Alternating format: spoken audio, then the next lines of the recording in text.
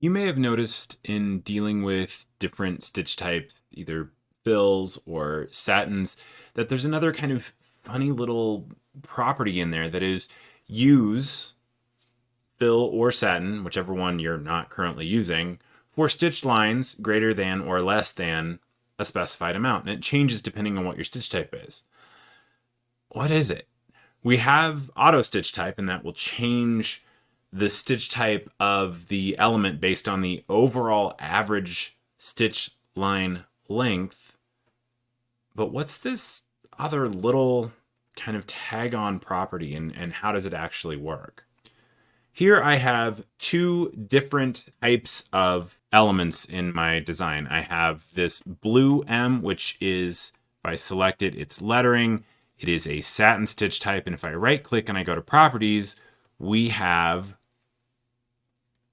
under top stitching, we have use fill for stitch lines greater than this amount. And if I put it to 0, it will disable it completely. So, okay, what does this do?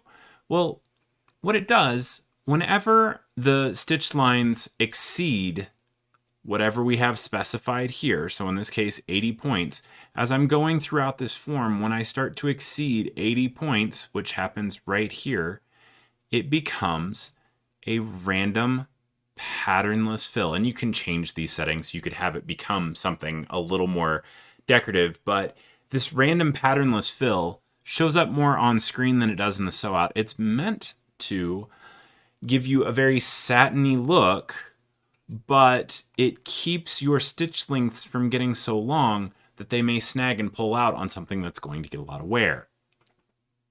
So that's what it does for satin stitches. It doesn't change the overall stitch type. It only changes it where it occasionally gets a little longer than might be a good idea for something that's going to get some wear.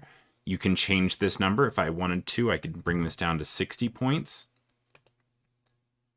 And now you can see it's kicking in a lot more on this blue M.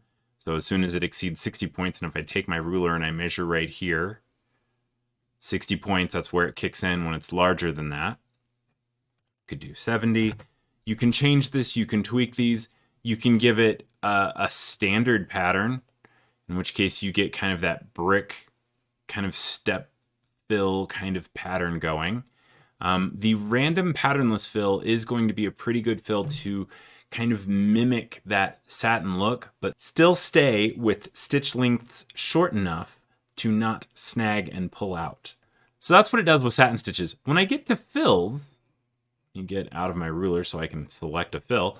When I get to complex fills, it changes, and now it is use satin stitches for stitch lines less than a certain amount. Okay, so when it's a satin stitch, it goes to a fill so that it doesn't snag and pull out. It's for the larger areas. When I'm dealing with fills, it goes for the smaller areas. And the point behind this, and let's zoom in real tight right here, where it gets really small and thin, if I start sinking needle penetrations within the form, I'm going to start sinking stitches that are potentially smaller than my needle and potentially going to give me a thread break. So if I look at the thinner areas, they become satin stitches. Let me deselect this so we can see those thinner areas. Here it goes down to a satin stitch right there, down to a satin stitch here. Here's a good area where it goes to a satin stitch. So it's not sinking stitches within the form on those thin areas. It's going to give me a cleaner look. It is going to give me a smoother sew out so that I don't have to worry about possibly breaking threads on those tiny stitches.